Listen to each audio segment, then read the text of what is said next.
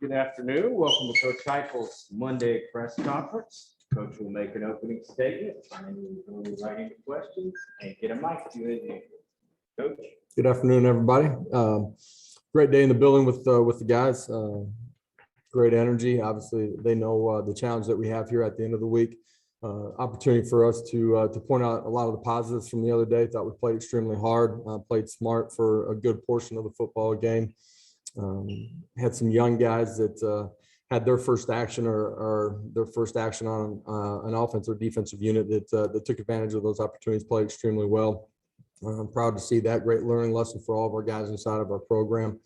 And then there were things that we have an opportunity to correct too. And I think guys took the coaching on that side of it. Coaches took the coaching too. That's all of us.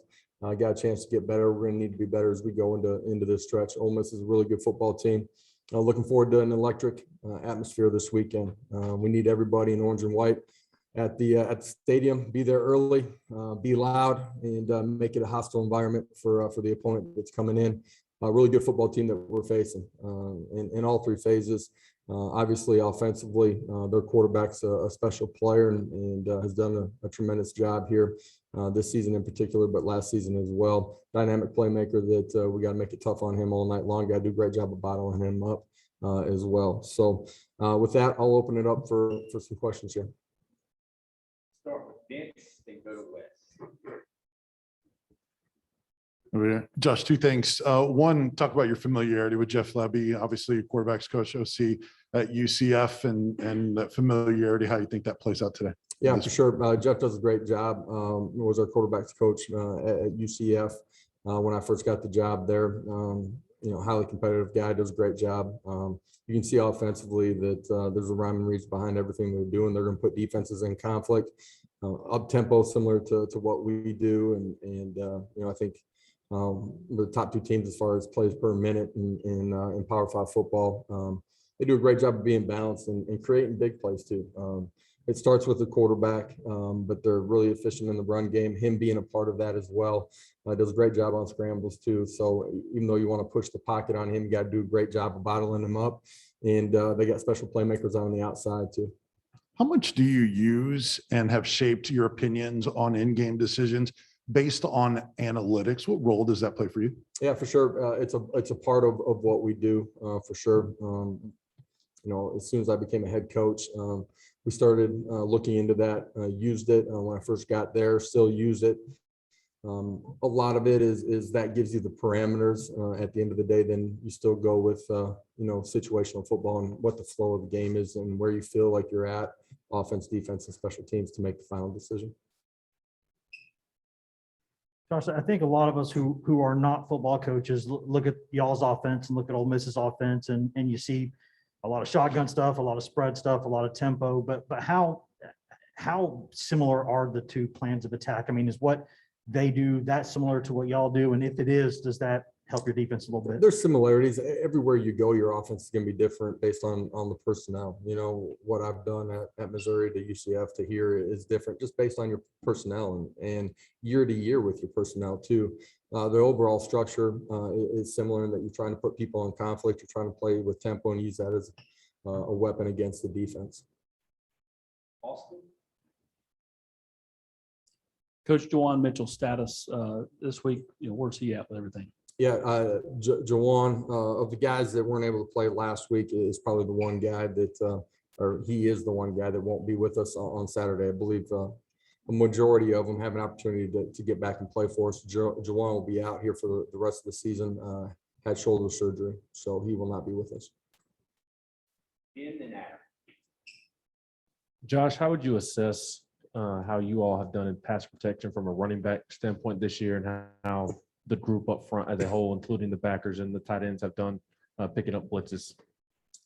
At times we've been highly efficient. At times we haven't. There are a few the other day that it's a combination of offensive line, tight ends, at times being in the protection too, and running backs. We've been really solid at times at all those positions, and at other times we've been deficient. So we need to be better in that and can be better.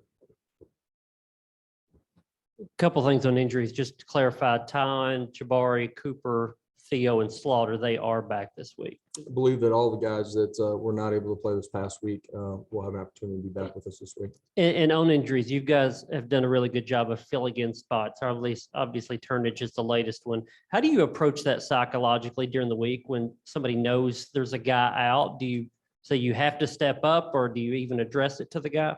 Guys know that they have to step up when they're in there getting those reps. At times you don't know. Brandon didn't know until the very end of the week that he was going to be the guy. It's who you are and what you're about every day inside of your building. We talk a lot about if you're not, overly excited about what your role was this past week, you got to keep investing. The more you put into it, the more you're going to get out of it. Brandon's a great example of being prepared when his opportunity came. And he's done a great job on special teams, gets an opportunity last Saturday to start, does a great job in alignment, assignment, technique, and communication, playing with great effort, and then doing a great job of tackling in space. Rob and Patrick. Coach, where is Hendon a better quarterback here in October than he was in August?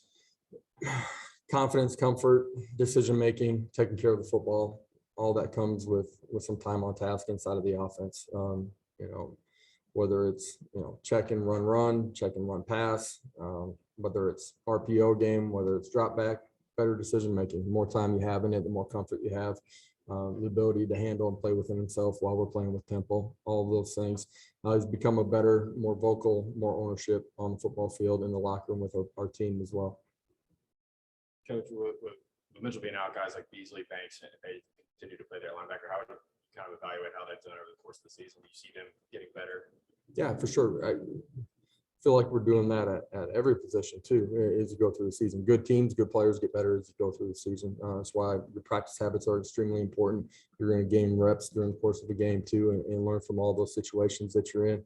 Like what those guys have done, their ability to recognize formations, communicate, get second and third level and first level all in sync. Done a really good job in some of the pressures. The other day we let one get out at quarterback. Just we can be better there and pinning the QB in, understanding the situation. But overall, like what they've done. Coach, Brandon Turnage was named the SEC Defensive Player of the Week. What do you see from him on Saturday? Congratulations to him.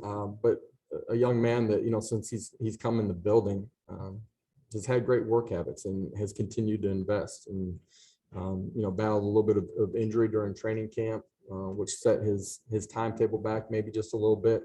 The guy's done a good job on special teams when given the opportunity. Has continued to invest, has great knowledge, ability to play multiple spots. Gets his opportunity last Saturday, smart, competitive, and played with great effort and played with great technique. Proud of what he did on Saturday. Coach, along with Coach Banks, how do you feel like the defense has just kind of executed the game plan since the beginning of the season right here at the halfway point? Yeah, I think we continue to get better, fewer missed assignments.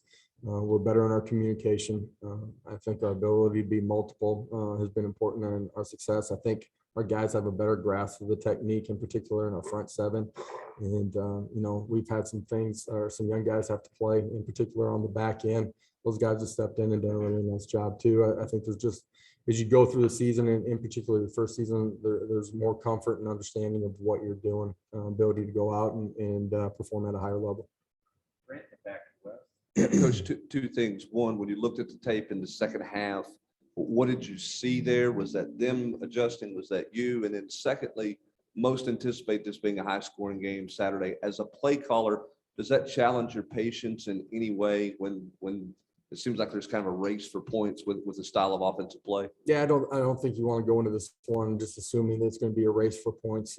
Every game's going to unfold differently. You got to play situational football. You want to make sure that you're getting the first down, moving football. But the game will unfold as it kind of unfolds.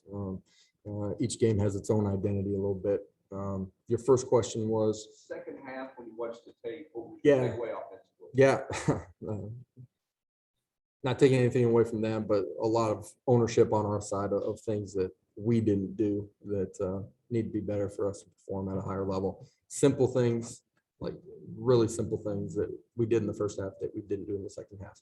Was that a mental thing or physical? Yeah, I talked about after the game, kind of being on that competitive edge and being on the right side of it. There's a really fine line, and we were not on the right side of that, and that's why your focus isn't where it needs to be. And all of a sudden, some simple, everyday, ordinary things that you need to be doing weren't done at the level that we need them to be done at.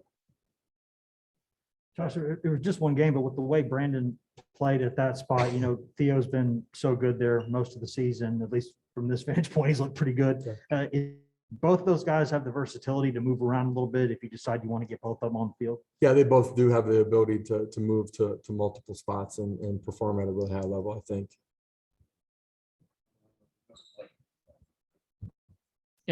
Josh, you mentioned that your system kind of varies a little bit from spot to spot, but you've been running this tempo and like a similar style system for a long time now.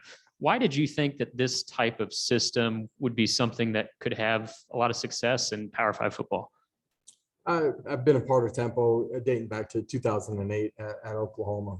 We played in the Fiesta Bowl and got beat by West Virginia and made a transition that offseason from 2007 to 2008 with a bunch of guys that were returning. So we've played with tempo at different times in the offenses, some of it just based on your personnel experience with the quarterback and what you felt like the head coach may have felt like the style of play between the three phases, what he wanted that to be.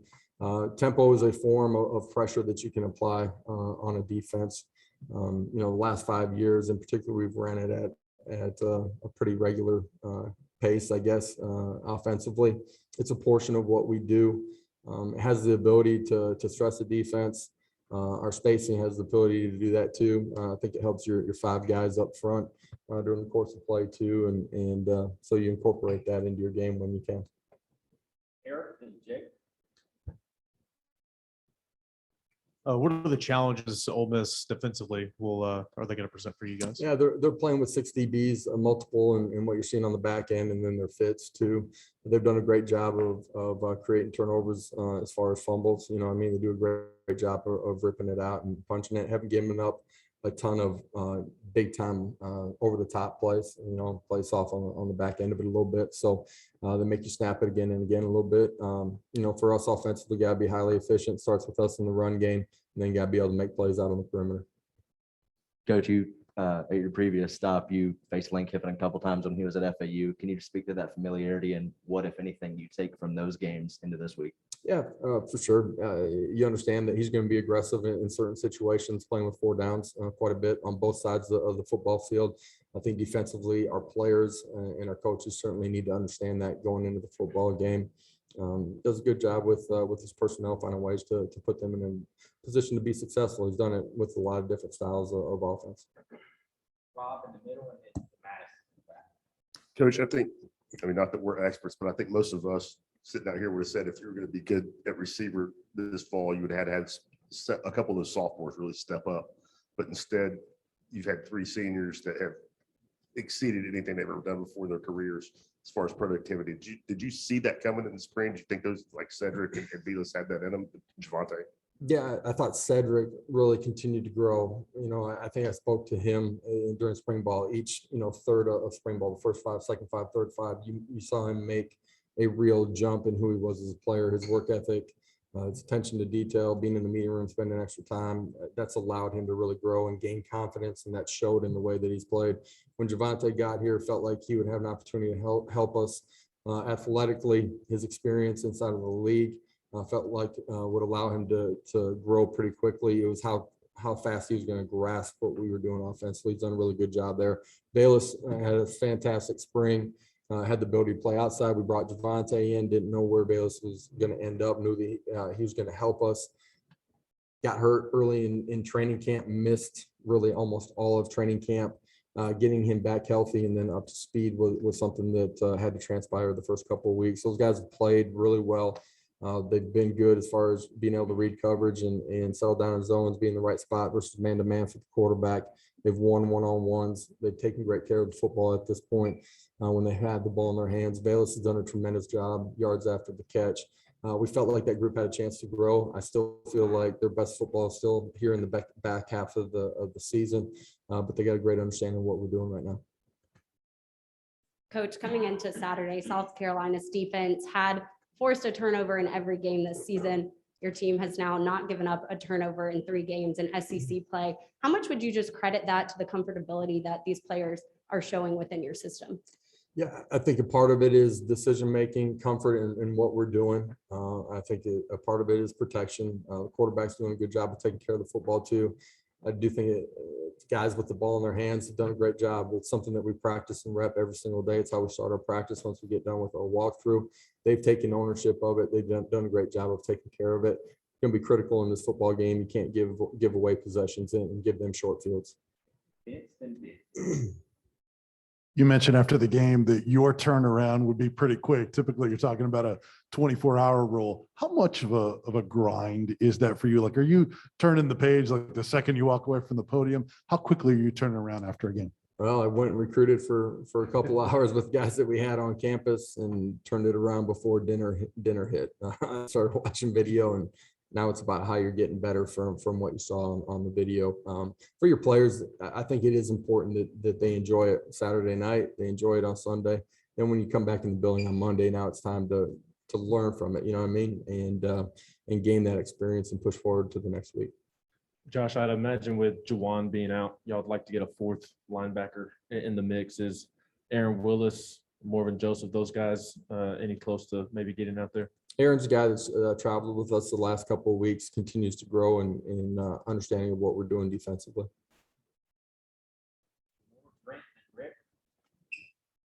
Yeah, Coach, how would you assess this team's downfield blocking from the receiver position, tight end position? I think at times it's been really good. Some of the big runs that you've seen, some of the perimeter screens that have gone for chunk plays, that happens because your skill guys on the perimeter are doing a great job. We could still be more consistent in our habits there, but like a lot of what we've seen through the course of the first part of the season. Coach, in the past, Tennessee has done things such as checkerboarding with the fans and in the stadium. How much do you kind of feel like that does play an effect, just certain gimmicks or things going on in the stadium with the fans to the team? Shoot, I'm into whatever our fans want to do on Saturday night for this one. I think you want to play an exciting brand of football. You want to compete really hard, bring fans to the stands. I think we're doing that right now. And then you want your fans to enjoy the moment, man. And Saturday night will be a great environment. Need it to be a hostile environment. We need to make it tough for those guys to communicate and our fans understanding that they're playing with tempo and their communication. We need to make it loud and make it uncomfortable for them. You got questions for Coach? Thank you. We'll have a latte and Jerome Clark.